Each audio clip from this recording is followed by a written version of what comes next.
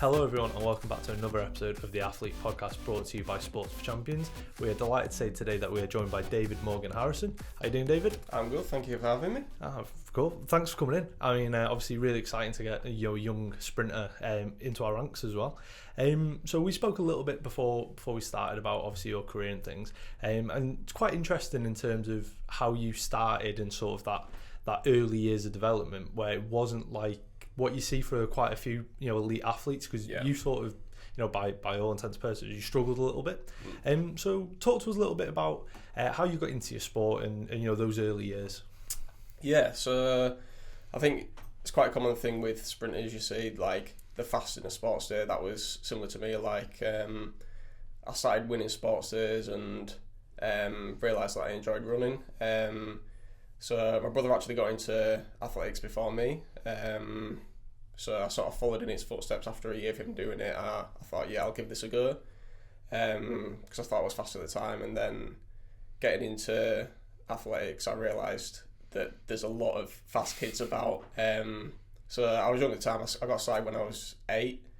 But yeah, it was quite a humbling experience when you go from like being the fastest kid in your school to getting absolutely like trounced in a race by other fast kids. But yeah, I didn't sort of really win any races up until sort of like late teen years. So it like for a lot of kids that could have been quite demoralising, and it'd be easy to sort of give it up at that point. But I think it was just the fact that I loved doing athletics and I loved competing that I stuck with it, and like gradually became more serious with the sport, and it's ended up paying off. Yeah. So yeah, I think obviously when you say you start at 8, and for a lot of everyone listens to this has done some kind of sport when they were a child, you want to win regardless. There's times you lose and it ruins your day and it ruins your weekend. How did you manage to sort of stay motivated when you were 8, 9, 10 and you were losing races after you said being the quickest person at your school? Yeah, I think it came from like I wasn't really bothered at the time where I finished in the race. It was more about, did I get a PB today? How did I run? Like it was more about me, myself, rather than where I placed in the race. So I would have been much more happy sort of coming last and getting a PB rather than coming first and not running a PB. Yeah. I think as a kid that was quite a big thing for me, and that's sort of helped me stick with it. And like the motivation came from like more of like a self-improvement rather than winning every race. Yeah. So when you were growing up, obviously, were there any athletes that you looked up to, whether that be in sprinting or just in general sport? We were having a little chat about football before. Obviously, was there anyone that you looked up to? I think as a sprinter, like every kid looks up to Usain Bolt. As fastest man ever. So he was quite a big character and quite a big part of a lot of like young athletes' lives coming up. Like another sprinter, Johan Blake, he was Bolt's training partner. He was quite a big one for me. Sort of like seeing them two run together. It was quite motivating. It was like, I want to get to that point. Like especially like London 2012 Olympics, that was like huge Olympics. And that was sort of one that really got me a bit more interested in athletics. So I think, those two guys were like quite a big part of like my interest in sprinting.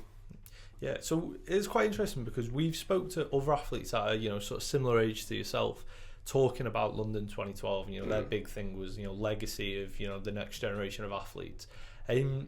How big was that for you? Growing up. So how old you were? Probably what I was 10 11 at that point. Yeah. So you're like sort of you just started sprinting. You just sort of going into it. How big was that home games for you in terms of wanting to continue on with your sport? Yeah, it was huge. Like you see, London 2012, obviously home games, and you see the sort of media and like all the praise that the British athletes were getting at that point, like Mo Farah, Jess Ennis, Greg Rutherford, like those guys, the sort of they got a lot of attention at 2012 with it being home games. So it was like, it'd be nice for me to be in that position one day. I think at that point, like, because I wasn't that fast compared to other athletes at that point, it was like am I really going to get there? But I think as the years went on, it's like, yeah, this is becoming more of like a possibility to do that. Yeah. So you obviously said a little bit before that you were, you've always been the quickest in your school. Were there any other sports that you sort of tried your hand at as well? I dabbled in football. Like, where did you play? What kind of positions? I played on the wing mainly. I played in goal a few times as well, which was a bit strange. Just wasting a skill set, that, isn't it? Yeah, bit of a rogue one. But yeah, I think with a lot of kids, it's quite a common thing to see them playing football. It's like, if we're being honest, like the biggest sport. So I think it's quite a common thing to see kids playing football, and yeah, I was one of them, but I wasn't the best at it, if I'm being honest. Just sort of kick and chase after. Yeah, pretty much. Yeah, exactly. Spot on. One thing you can't defend speed, though, isn't it? So you've got that in bags. Yeah. Okay, so talking now about your sort of school life, because obviously you're now going to be going into schools for Sports for Champions. How did you do in school? Did you enjoy it? Were there any sort of subjects that you enjoyed more than others? I'd imagine PE. Yeah, I think same with a lot of athletes. It's like you love PE. It doesn't really matter what sport you were doing in PE at the time. It's just you like going out and doing PE. Yeah. So that was definitely the main sort of lesson that I liked. I was quite into like the science as well. So yeah, mainly those two. And there were certain subjects that, like everyone, you don't enjoy as much. But yeah, sort of PE and science I really sort of connected with. That's good. So as you moved into secondary school, and then obviously that's when I'd imagine your sprinting probably got a little bit more serious as well.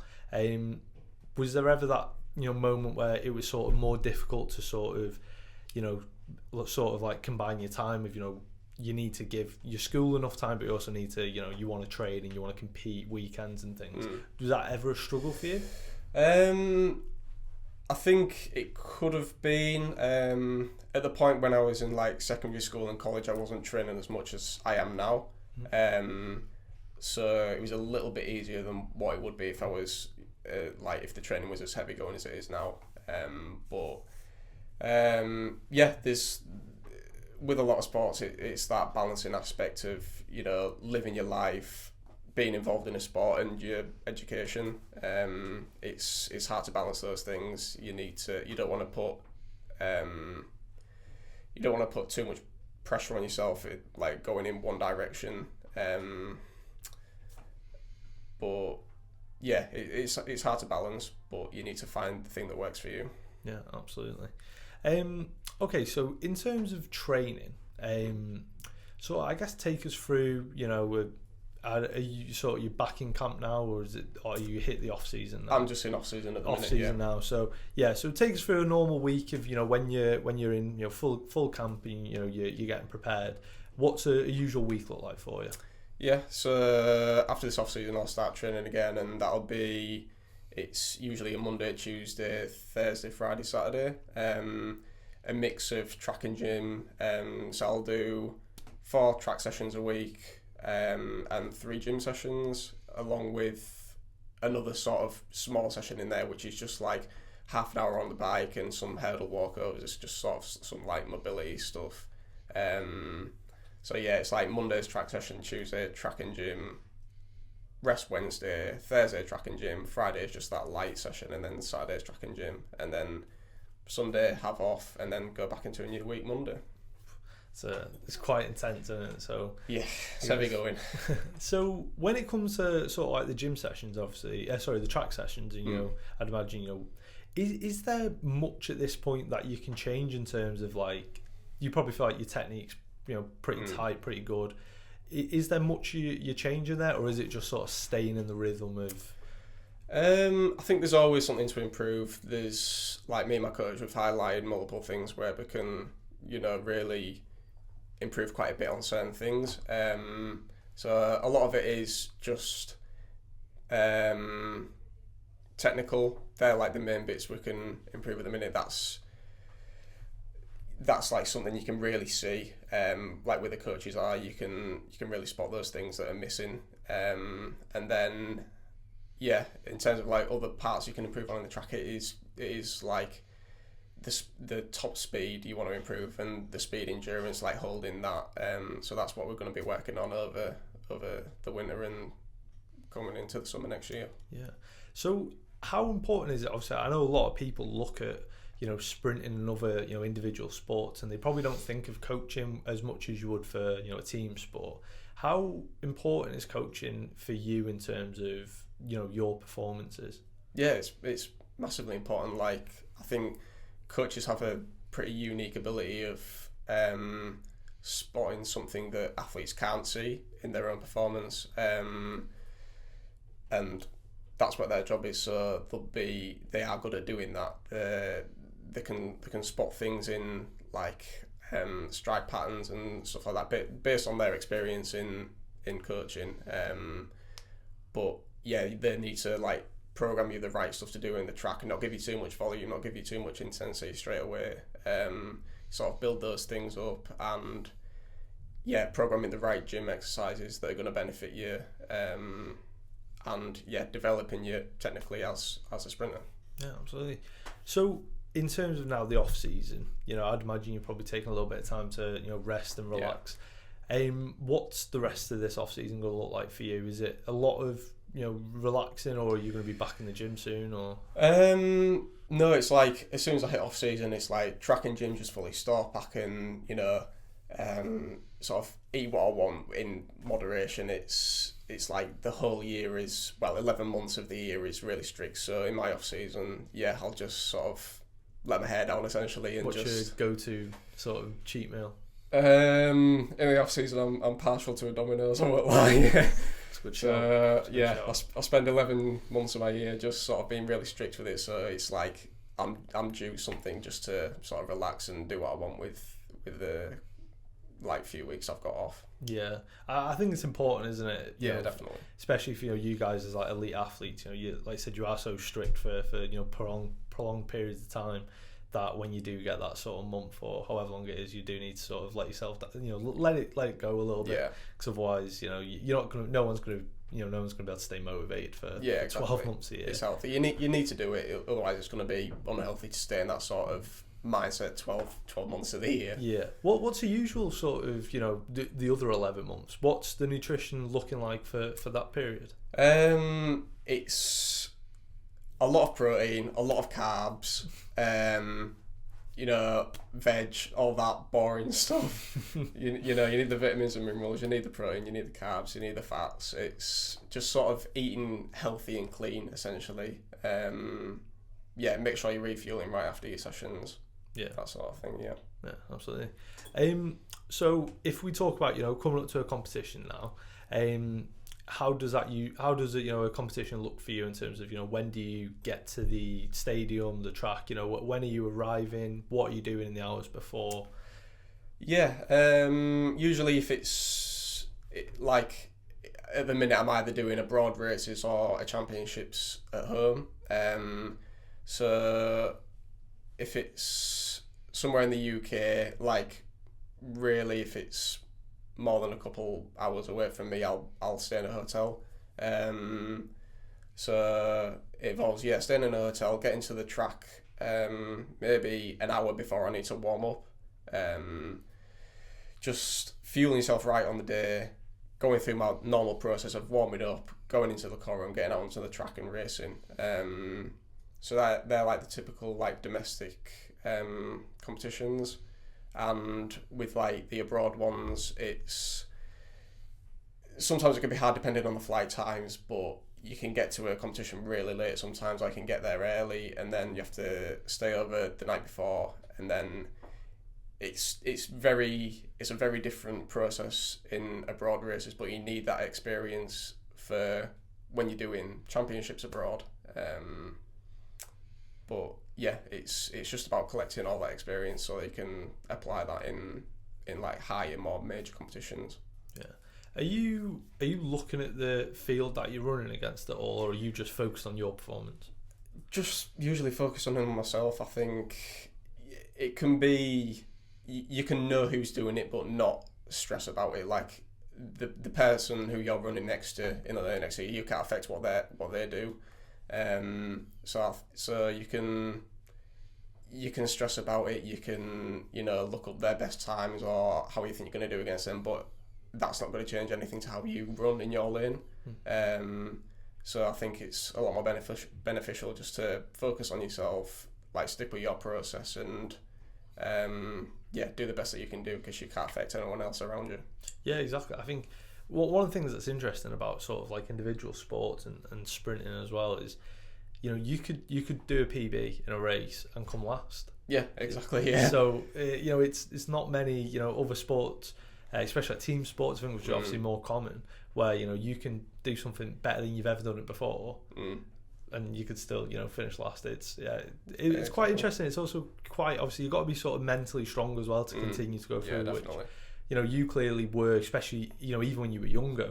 That sort of period, a lot of people would have packed it in and went and done something else. Played football, knocked it down the wing, and you chased after it, but you stuck out. And I think that's quite telling about where you are now, of getting there. I think you've shown the determination to do it. I think it's really good, especially for like the younger people. Yeah. So if, for example, a younger person did come up to you and say, I really want to get into sprinting, what advice would you give them? How would you advise that they done that? I think you can point them in the direction of a club or a coach. I think basically when you're young, just have fun with it. Don't take it too seriously when you're young.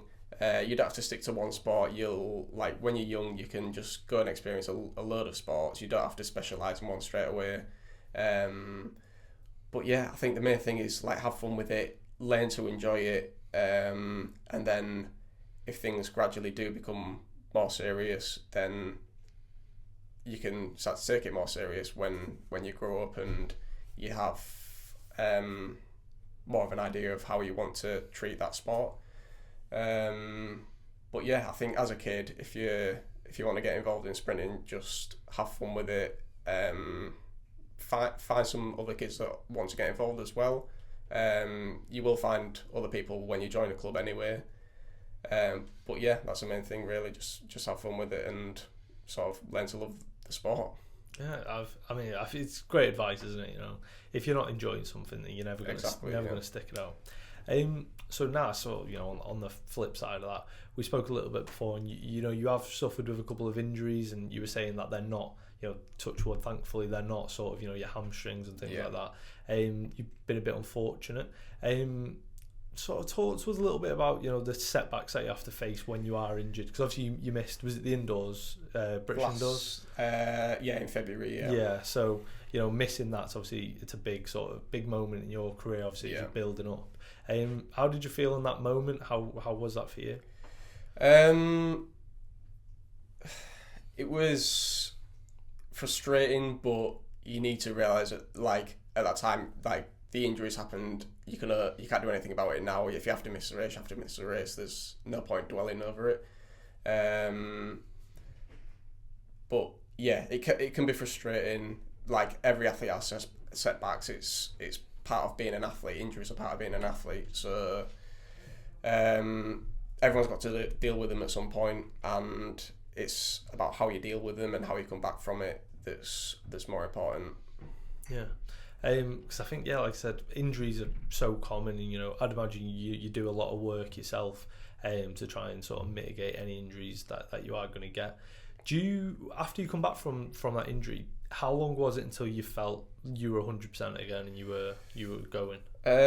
From that specific injury in February, I think until I was back 100%, it wasn't too long, that one. I think it was about a month and a half.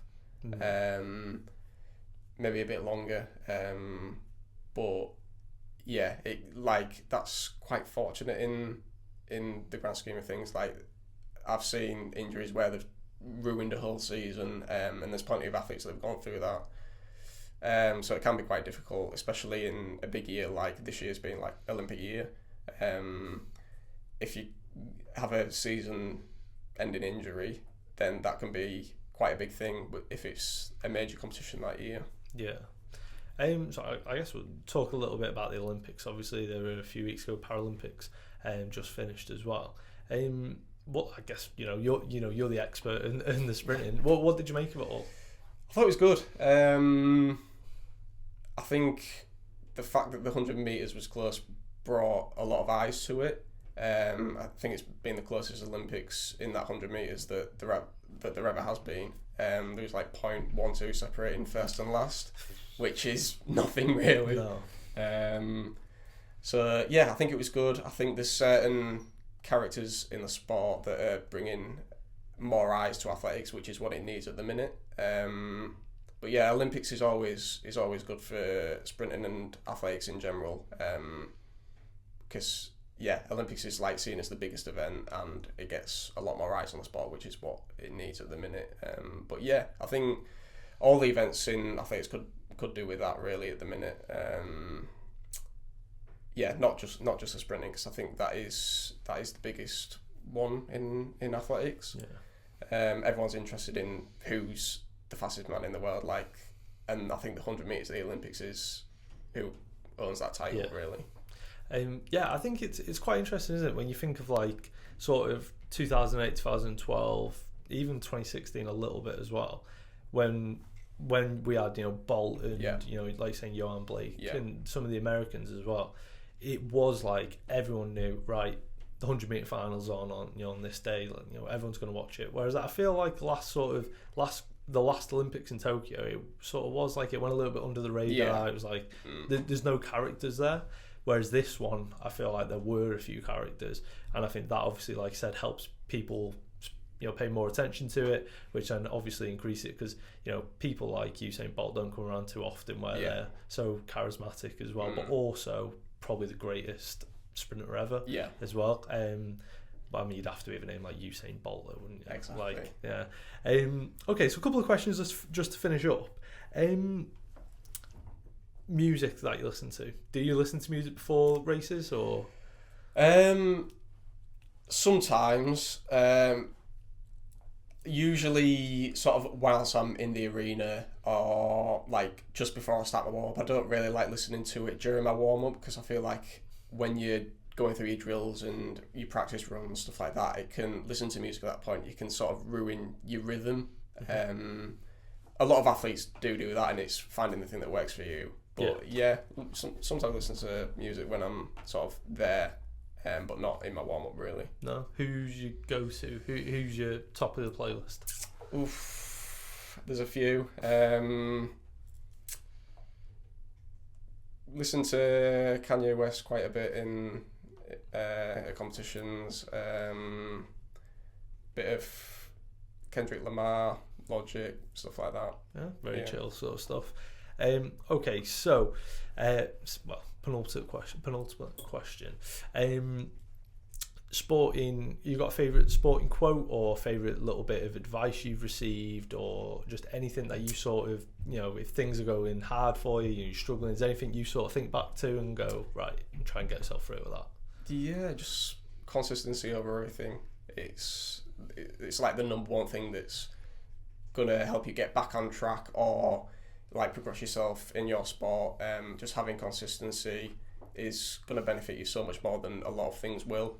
Just that's with everything, like consistency in your diet, in your sleep, in your training. Like I'd rather have a year of okay training days than sort of like sporadic good and bad days. Just having that like consistent, solid training day after day is going to benefit you massively. Yeah. Absolutely. I think that's great advice that people can sort of take into whatever they do. Okay, so final question. As we were saying before, you're still very young, you're at the start of your career. Say 10, 15 years down the line, you've retired now. Is there anything that you want to say, when you look back, you say, yeah, I achieved that. If you could only pick one thing, what would that be? I think the ultimate thing is Olympic champion. Everyone wants to be an Olympic champion. But yeah, an Olympian obviously is a huge thing to say as well. So I just want to be able to look back at my career and like be happy with it. But I think as long as I give 100% honestly with myself, then I can be happy with what I've done, because that's all you can do. Spot on. I think, yeah, again, brilliant advice, and yeah, we'll all hopefully be cheering you on in the coming years. Fingers crossed in the Olympics as well. So thanks for your time, David. Really appreciate it. And that was another episode of the Athlete Podcast, brought to you by Sports for Champions.